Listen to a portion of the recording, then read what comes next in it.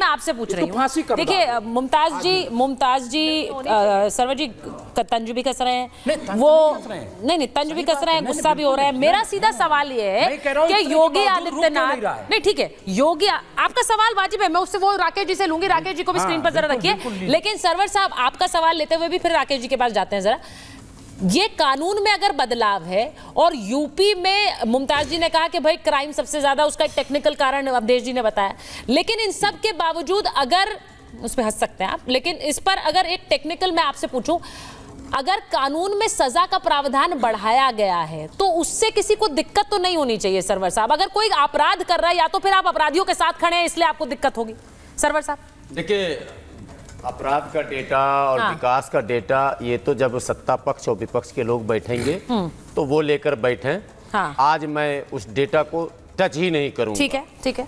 मेरा सीधा और सिंपल सा सवाल है, अभी राकेश त्रिपाठी जी ने जो बात कही थी, कानून सबके लिए यदि समान है, बस एक सिंपल सा शब्द इतना ही सा, अगर सबके लिए समान है, ठीक है, तब तो बिल्कुल स्वागत है, 10 बार स्वागत है। लेकिन इस कानून का यदि दुरुपयोग किया जाएगा और वो तमाम संगठन जो सो कॉल्ड हिंदू संगठन है, जो बाज़ाफ्ता सोशल मीडिया पे कहते हैं फलां को इतना इनाम, और उनका एक अभियान चलता है बेगम कैसे बनेंगी श्रीमती, 5,50,000, 4,50,000, 3,62,000 रेट बना रहे हैं और ये सोशल मीडिया पर चल रहा है और आज तक कार्रवाई नहीं हुई है। तो क्या लव जिहाद, इन्होंने नाम दिया जिहाद, जोड़ते ये इस्लाम जोड़ देते हैं और पूरे 80% हिंदू को क्लीन चिट दे देते हैं। बस यहीं पर मामला फंस रहा। बाकी जो परिभाषा इन्होंने कानून की पेश की है वो तो स्वागत योग्य है कि भाई सब पर समान होगा। यही काम अगर हिंदू भी करेगा, वो भी अगर नाम बदलकर मुस्लिम लड़कियों के साथ हेरा फेरी करेगा, तो लव जिहाद तो आप बोलिएगा नहीं, कहिएगा हिंदू में जिहाद कैसे टच होगा? नाम ही आपने गलत कर दिया। इन्होंने कहा कि जिहाद बोलते हैं, ठीक है। पहली बात तो नहीं, इसमें एक सवाल है। पहले तो सरवर साहब आप ये मानिए, ये पूछ रही हूँ आपसे, आपको लगता है लव जिहाद जैसी कोई चीज है कि नहीं? क्योंकि आपने उसका एक रिवर्स बताया है, मैं उस पर बात करूंगी, लेकिन बहुत से लोग ऐसे जो मानते ही नहीं है कि लव जिहाद है। तो आप मान ली, आप ये कह रहे हैं दोनों तरफ से हो रहा है। लव ऑलरेडी जिहाद, लव ये इश्क नहीं आसान, बस इतना समझ लीजिए, आग का दरिया है और तैर के जाना। जिहाद मतलब संघर्ष। एक सेकंड, जिहाद का मतलब संघर्ष। कोई बताए ना बताए, आपने 2 खेमे में जो बांटा है तो अंबर जैदी बताएंगी व्हाट इज मीनिंग ऑफ जिहाद, मतलब संघर्ष। इश्क है ही संघर्ष। इतना बड़ा संघर्ष है कि लैला मजनू शीरी फरहाद को सुनने के बाद लगता है कि आशिक दीवाना पागल ये सब जोड़ा हुआ नाम है। अच्छा ठीक है, आपके पास आ रही है। वो बिहार एक लाइन, बिहार में ट्रैक्टर में पीछे में लिखा रहता लटकला बेटा तो गेला बेटा। मैं कहता हूँ इश्क करला बेटा तो गेला बेटा। ये माहौल बन रहा और बन जाना चाहिए। अच्छा उसमें गुलाम सरवर जी, एक घटना भारत में बता दीजिए जो किसी हिंदू लड़के ने नाम बदलकर किसी मुस्लिम लड़की को फंसा के शादी किया और बाद में भंडाफोड़ हुआ है। आज तक एक भी केस पहले धर्मेंद्र और लीजिए जितेंद्र, तो ये सब क्या नाम बदल के दुनिया में नाम बदल के किया? कैसे अपना मजाक उड़ा रहे हैं? आपके जैसा तार्किक व्यक्ति नाम कच्चे वाली बात आज सुबह से हो रही है, वो वाला कच्चा है। शादी कर लिया फिर हिंदू बन गया। नहीं पर वो धोखा पूरे देश को दिया, पूरे देश को हो रही है। नहीं, ये देखिए एक प्रावधान इसमें ये भी है कि तुरंत शादी करने के लिए धर्म परिवर्तन उसे अवैध माना जाएगा। एक ये भी है प्रावधान कि भाई आप एकदम से धर्म परिवर्तन कर ले, शादी कर ले और उसके बाद कह ले भाई ये तो है। तो ये भी प्रावधान है, तो ये तो आपको खुश होना चाहिए। इस पर भी है प्रावधान और इसमें किसी धर्म का नाम नहीं है। साहब ने जो शुरू में बात कही 110% इट इज इस्लामिक। मैं कह रहा हूँ ये इस्लामी फैसला है। आचार्य जी ठीक है, मैं हाजी जी के पास जाऊँ उससे पहले आचार्य जी आपके एक सेकंड हाजी आचार्य जी, योगी जी आपकी डिबेट के अंदर राजिता जी आज इतनी छाती पीटी जा रही है, इतनी छाती पीटी जा रही है। और अभी तो एक नेताजी भी यहाँ बोल रहे थे कि लॉ में इतना हार्ड वो सजा नहीं होनी चाहिए। अभी अपने एक मतलब कौन से साहब, मैं नाम भूल रहा हूँ उनका, समाजवादी के पहले एमपी थे, उन्होंने कहा डॉक्टर साहब ने कि इतना हार्ड कानून में इतनी हार्ड सजा नहीं होनी चाहिए, जीना मुश्किल हो जाए। भाई लव जिहाद जब करते हो, ऑर्गेनाइज क्राइम है, ऑर्गेनाइज क्राइम, एक अकेला नहीं कर रहा है, ऑर्गेनाइज कॉन्स्पिरेसी है। और अभी सरवर साहब ने तो इतनी बढ़िया कहानी सुना दी, इतनी बढ़िया कहानी से लेके लखनऊ, अरे बोल तो आपने बोल दिया ना, आपने ये रिवर्स वाली जो बात उन्होंने कही। मैं यहाँ 50 से ऊपर कटिंग लेके आया हूँ। हाँ। 50 से ऊपर कटिंग है।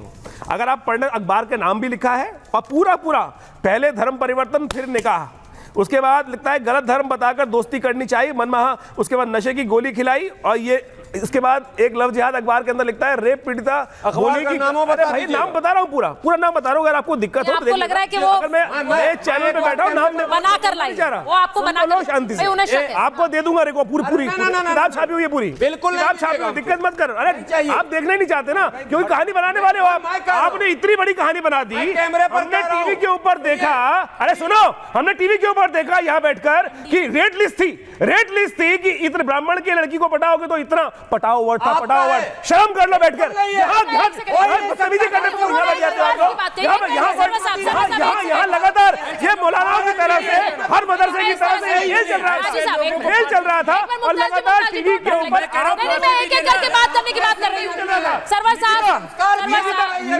निकिता तोमर की हत्या के टाइम पर उनकी मां साफ बोलती है इस्लाम कबूल कर लेती तो जिंदा रह जाती। उसके बाद केस, तुनिशा का केस, श्रद्धा का केस, साक्षी का केस, लगातार सबके अंदर लगातार लव जिहाद ही चल रहा था। जब बस इस्लाम। अच्छा, मैं एक बार सुनिए, मैं एक बार रुद्र जी के पास भी जाऊंगी और हाजी जी के पास भी, लेकिन ये जो इन्होंने दूसरा सवाल पूछा है, राकेश जी अगर आप मुझे सुन पा रहे हैं, आपने दोनों सवाल सुन लिए। पहला तो ये कि भाई ये रिवर्स भी होता है, तो सिर्फ इसी पर क्यों डंडा चलाया गया, जो सरवर साहब ने सवाल पूछा है। और मुमताज जी तो ये कह रहे हैं कि अगर इतना ही क्राइम पर डंडा चल रहा था तो अब ये प्रावधान करने की क्यों जरूरत है। दोनों के जवाब दे दीजिए राकेश जी। देखिए, दोनों बातें स्पष्ट कर देता हूं। एक तो कम से कम आज गुलाम साहब हो या मुमताज साहब हो, दोनों लोग कम से कम ये बात स्वीकार करने को तैयार हो गए कि हाँ ये अपराध है। इसके लिए मुझे लगता है कम से कम धीरे धीरे सोच में विस्तार हो रहा है, अपराध को अपराध स्वीकार करना प्रारंभ किया है। समाजवादी पार्टी को भी प्रेरणा लेनी चाहिए, समाजवादी पार्टी भी इसको अपराध मानना शुरू करे। अभी वो लड़कों से गलतियां मानती है, बेहतर है इससे आगे बढ़ करके आएगी सामने, उसको अपराध मानेगी। अपराध है, कई सारी ऐसी घटनाएं रिपोर्ट हो रही थी, मुकदमे दर्ज हो रहे थे, ट्रायल हो रहे हैं, सजा भी सुनाई गई है। लेकिन ये महसूस हो रहा था कि इस तरह के अपराध पर जब तक कठोर कानूनी कार्रवाई नहीं होगी, इसमें दंड के प्रावधान और बढ़ाए नहीं जाएंगे। आप याद करिए कि इससे पहले रेप को लेकर के भी धाराएं और कठोर की गई हैं। निर्भया केस के बाद से इस पूरे मामले में जस्टिस जेएस वर्मा की कमेटी जो थी, उसकी जो रिकमेंडेशन थी, उसके आधार पर रेप के प्रावधानों को भी और कठोर किया गया है। हाँ। देश भर में महिलाओं से जुड़े हुए कानूनों को लेकर के सरकार बिल्कुल सख्त रवैया अपनाए हुए है, और उसी में उत्तर प्रदेश की सरकार ने तय किया कि इस मामले में कठोरता से कार्रवाई हो, दंड के प्रावधानों को दोगुना किया जाए।